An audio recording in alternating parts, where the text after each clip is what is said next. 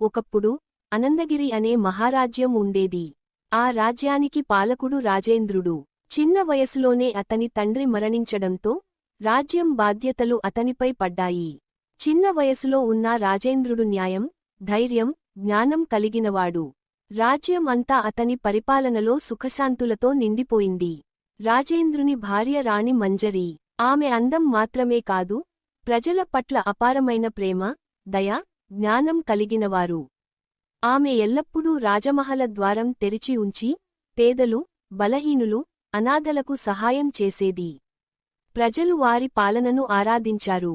రైతులకు విత్తనాలు, కూలీలకు ఉపాధి, కళాకారులకు ప్రోత్సాహం, రాజ్యం ప్రతి రంగంలో వికసించింది.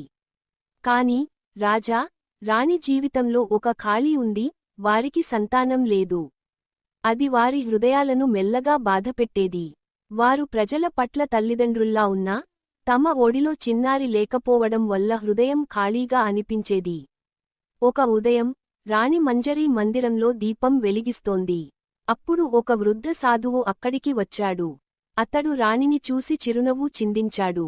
సాధువు అన్నాడు, రాణి, నీ హృదయంలో ఒక కోరిక ఉంది.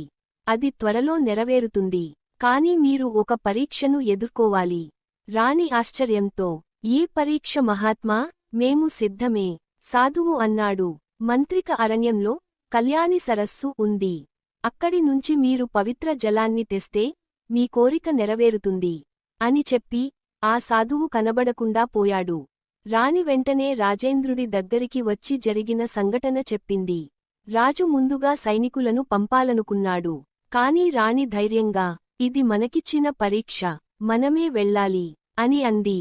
రాజు అంగీకరించాడు.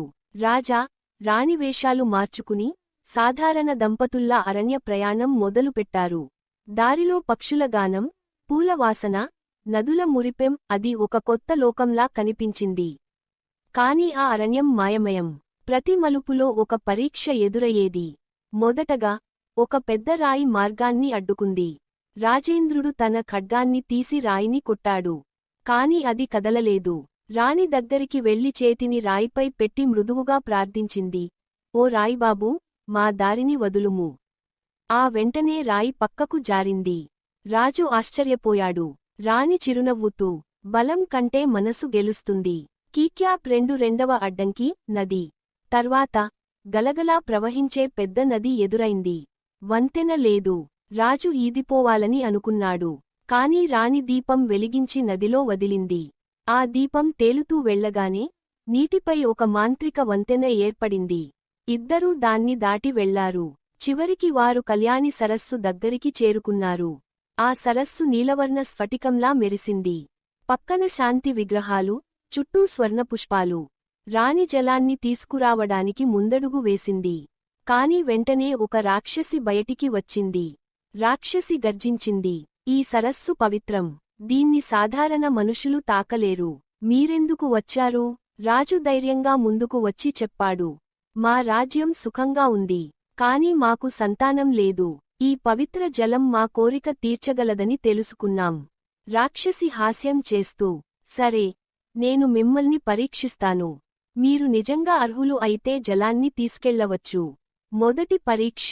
రాక్షసి ఒక పేద వృద్ధుడిని తీసుకొచ్చి అన్నది, ఇతనికి అన్నం ఇవ్వగలరా? రాణి తన భోజనాన్ని వృద్ధునికి ఇచ్చింది. వృద్ధుడు వెంటనే ప్రకాశవంతుడైన దేవతగా మారి, దయ మీ వద్ద ఉంది అని చెప్పి మాయమైపోయాడు. రెండవ పరీక్ష. ఒక చిన్న పిల్ల వణుకుతూ ఏడుస్తూ వచ్చింది. రాణి ఆమెను ఎత్తుకొని తన గుడ్డలో కప్పింది. వెంటనే ఆ పిల్ల ఒక దేవకన్యగా మారి, ఆప్యాయత మీ హృదయంలో ఉంది అని అంది. మూడవ పరీక్ష. రాక్షసి తన స్వరూపం మార్చుకుని ఒక భయంకర దెయ్యంలా వారిపై దాడి చేసింది. రాజు ఖడ్గం ఎత్తాడు. కాని రాణి అడ్డుకుని, హింస అవసరం లేదు, మేము శత్రువులం కాదు అని అంది. ఆ వెంటనే రాక్షసి కరిగిపోయి పవిత్ర జలకన్యగా మారింది. ఆ జలకన్య ఆశీర్వదించి, మీరు దయ, ప్రేమ, శాంతితో పరీక్షలు జయించారు. ఈ పవిత్ర జలం మీ కోరిక నెరవేర్చుతుంది. రాజా, రాణి జలం తీసుకుని తిరిగి వచ్చారు. కొద్ది కాలంలో రాణి గర్భవతి అయింది. రాజ్యంలో పండుగ వాతావరణం ఏర్పడింది. ప్రజలందరూ ఆనందంతో నృత్యాలు, పాటలు చేశారు. ప్రతి ఇల్లు పూలతో అలంకరించబడింది. కొన్ని నెలల తర్వాత రాణి ఒక బంగారు బిడ్డకు జన్మనిచ్చింది. ఆ చిన్నారి ముఖంలో ప్రకాశం. ఆమెకు పేరు పెట్టారు అనన్య. అనన్య పెరిగే కొద్దీ అందరికీ ప్రియంగా మారింది. చిన్న వయసులోనే ఆమె ప్రజల సమస్యలు విని, వారికి సాయం చేసే మనసు చూపింది. రాజు, రాణి గర్వంతో తమ కూతురిని చూస్తూ ఉండేవారు. రాజేంద్రుడు, మంజరి తమ ప్రయాణం నుండి ఒక గొప్ప పాఠం నేర్చుకున్నారు. నిజమైన శక్తి బలంలో కాదు, దయలో ఉంది. నిజమైన విజయాలు హింసతో కాదు, ప్రేమతో వస్తాయి. అనందగిరి రాజ్యం మరింత సుఖశాంతులతో నిండిపోయింది. రాజా, రాణి, వారి కుమార్తె అనన్య పేరు తరతరాలకు స్మరణీయమైంది.